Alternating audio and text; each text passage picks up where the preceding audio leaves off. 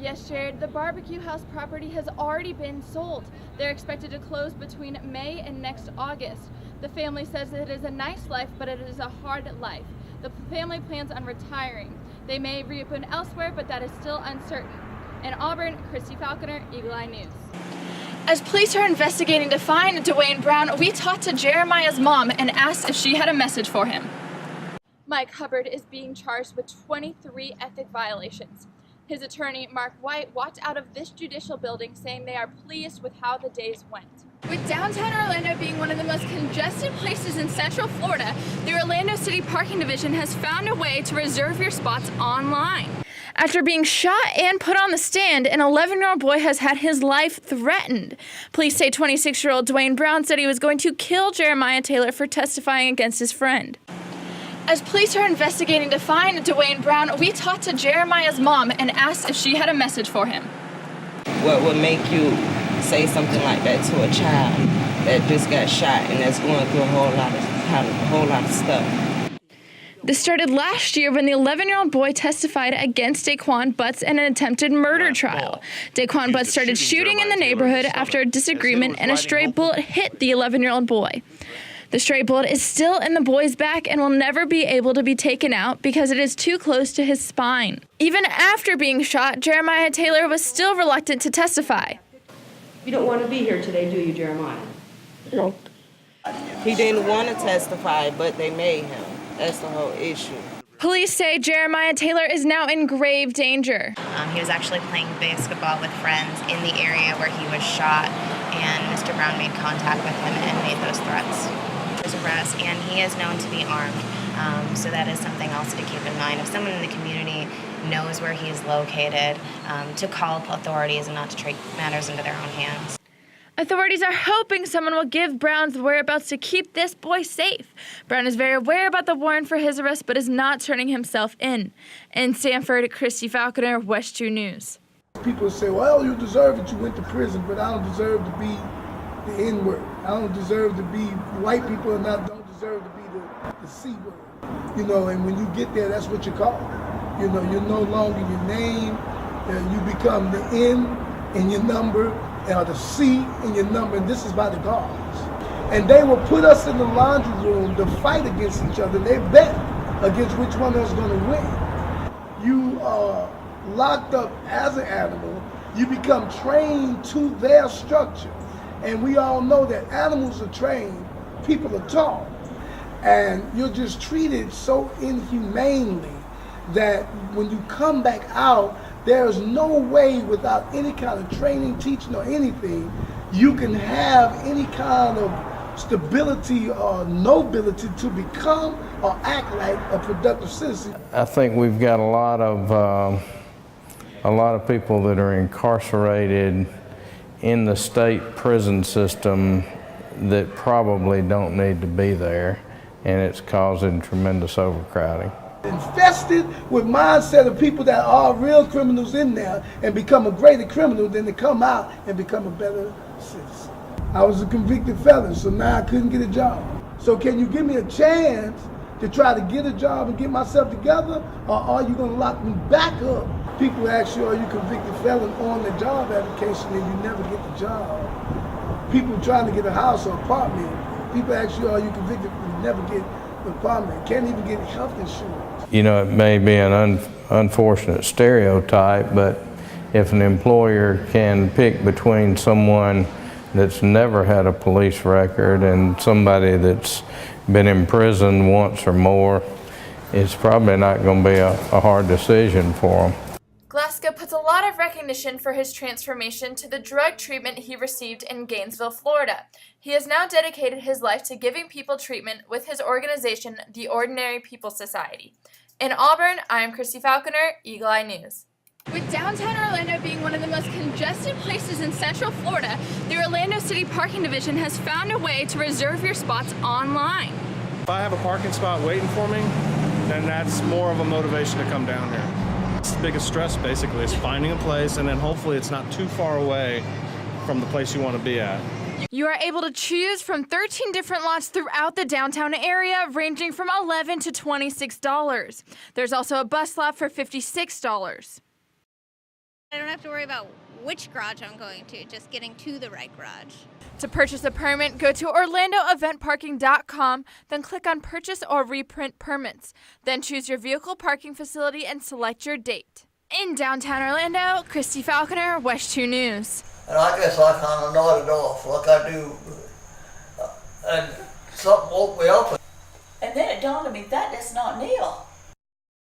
Morning, and so I pushed him back, and he stumbled back, and he started coming towards me with both his hands out. Grandpa's yelling, shoot him, because he doesn't want him to start grabbing me or hurt me or anything like that. So I shot him. The grandparents fear what could have happened if Neil wasn't there to protect them.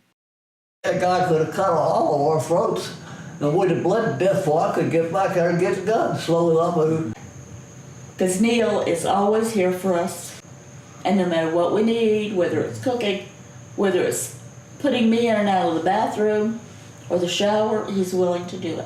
Here, when I need help with something, he's always there. In Orlando, Christy Falconer, West 2 News. This is a problem for Alabama. It's a crisis in Alabama. It is a crisis in the United States.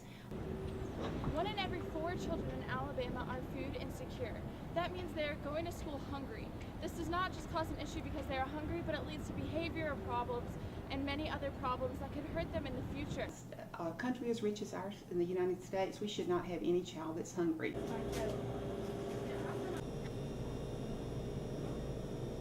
A lot of people, if they see a child who looks maybe a little overweight, think, how could that child possibly be hungry? We know that hunger and obesity are flip sides of the same coin.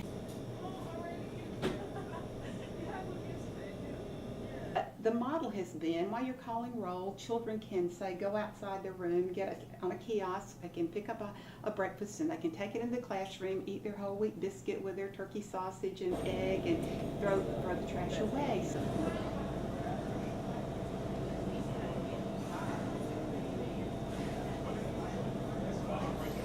5 or 6 years ago, Alabama left probably something like $7 or $8 million on the table because they just didn't have people opening the sites.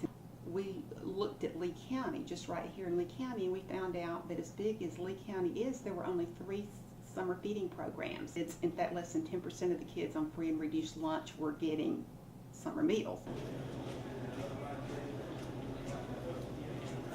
Let's ask Tiger Dining or Chartwell if they would contract to be a vendor that will prepare the meals. I always like to say, if one child is hungry, it's one child too many. We increased from 3 sites to 11 or 12 sites in one summer. So we have doubled the number of children that have received meals in the last 3 years. Does that mean going to the Auburn Arena and helping load backpacks that are going to be given to kids over the weekend? Does it mean volunteering at the food bank? Does it mean, writing a check or bringing a can of food when you go to a softball game? It's a huge problem, but when we do work together, we can help tackle it. Because by 2020, to go from that bottom quarter into the top 25%, the top 12 states in terms of food security. Hunger is the world's greatest solvable problem. I'm here at Auburn's annual Bada Get a Barbecue. Today they are making ribs, chicken, and much more. It is a judge competition and the winner receives $12,500. It's just fun. We enjoy getting out and cooking, having friends over. And, there's some people a little bit competitive, but we enjoy cooking. We did the original Bada Get a Barbecue 8 or so years ago. This year's barbecue had vendors, a cornhole tournament, and a fun run for children. We just like being out here and enjoying being outside. Every team had their own secret on how to make the best barbecue. All right. We put them in a trash can, just walk away and leave them alone. Mr. Wilson over here is cooking his Uncle Howard's recipe chicken from Randolph County. One team leader said always use the left side of the pig because most pigs are right-handed, so the left side will be more tender. First place for chicken in the Pro League went to Jiffy Piggy, and the first place for pork went to Ribs Hickory Prime. In Auburn, Christy Falconer, Eagle Eye News. Local, live, late-breaking. This is Wish 2 News First at 4 in high definition. Right now, we're finding what group President Obama wants to extend control over. Next, good evening, I'm Christy Falconer. Breaking tonight, some amazing medical news for U.S. Senator Bill Nelson. His doctors say the Florida Democrat is completely cancer-free following prostate surgery. Nelson was diagnosed with cancer during a routine test and had his surgery last Monday. His wife says Nelson is still recuperating and will be for several more days. Right now, a WESH 2 exclusive, a teen shooting victim is telling his story only to WESH 2. Deputies say Nigel Jenkins was shot during an argument with his girlfriend's stepfather. Here's WESH 2's Gail Pascal Brown. Investigators recovered 2 shotguns from a closet. One shotgun was empty. The other shotgun held a fired cartridge casing in the chamber. Now, the man accused of shooting his stepdaughter's boyfriend is out of jail. Alvin Knight has been released on bond this morning. He was arrested in Apopka last night. Investigators say Knight answered the door with his shotgun when the 16-year-old boy showed up at the home. The teen was only grazed in the head after grabbing the barrel of the gun. An effort is underway to get the homeless veterans off the streets of Central Florida. What's being called the Surge Count has begun in Orlando. More than 600 volunteers are going out this week looking for homeless veterans all across Central Florida. The Central Florida Commission on Homelessness is leading the effort, working with the Orlando VA and the Homeless Services Network. The goal is to house all homeless veterans in Orange, Osceola, and Seminole counties by the end of this year. People around the world are talking about the surfer attacked by 2 sharks. It happened during a live broadcast over the weekend. You can see a fin pop up out of the water in the middle of the surf competition in South Africa. Pro surfer Mick Fanning fought to stay on the board as the sharks pulled him under. Felt like I punched it a couple of times, and then it was dragging me. I felt like it was just dragging me underwater, and then all of a sudden my leg rope broke, and I was like, all right, just start swimming. I was swimming and screaming. Jet skis and a safety raft show up moments later to rescue Fanning. The rest of the competition was canceled, and Fanning and the other surfer in the final split the money. The United Nations Security Council unanimously endorses nuclear deal between Iran and 6 world powers. So now the clock is ticking for U.S. lawmakers to decide on the deal. They were given 60 days from today to review and vote on the agreement. Meanwhile, Defense Secretary Ash Carter is in Israel to talk with the officials who are upset about it. He's expected to meet with Israel's defense minister today and the prime minister tomorrow. After more than 50 years of strained relations, the U.S. Embassy is now officially open again in Cuba. The Cuban flag was raised outside of the U.S. Embassy in Havana earlier today. The U.S. is waiting to raise its flag until Secretary of State John Kerry visits next month. Many Cubans are already lining up to get visas to travel to the United States. The embassy had been closed since 1961. A local man from Maitland is going to bed feeling extra honored tonight. Steve Bummer was honored at the White House this morning. He is recognized as one of the 12 champions of change. For his efforts in protecting the environment, Boomer is an active member of St. John Evangelical Lutheran Church in Winter Park. He led the change in getting energy-efficient roofing and LED lighting at the church. A historic swearing-in for the Sanford Police Department also took place today. Rebecca Villalona was promoted to the rank of lieutenant at City Commission Chambers. She's the first female in the department's history to get this promotion.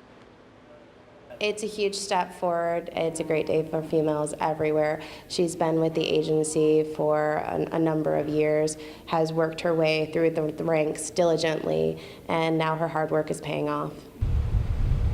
8 new police officers were also sworn in during the ceremony today. Information for thousands of customers of an Orlando travel company may be at risk. Police say a travel company employee stole reservation information, which was supposed to be shredded. WESH 2's Bob Keeling spoke to one of the suspects accused of trafficking the stolen information. They put me in the ring. And you're not in the ring? No, I'm not. 38-year-old Bridget Benefield is facing felony charges of trafficking stolen credit cards after police say they arrested her and boyfriend, 27-year-old Xavier Stevens. So are you saying you're just in the wrong place at the wrong time with your boyfriend? At the wrong place at the wrong time with my boyfriend. This isn't. The president of the company did not return to our call for comment. Authorities say the company is cooperating and is required to notify all potential victims. Join us again tomorrow for all your news, weather, and sports. I'm Christy Falconer. Good night, Central Florida.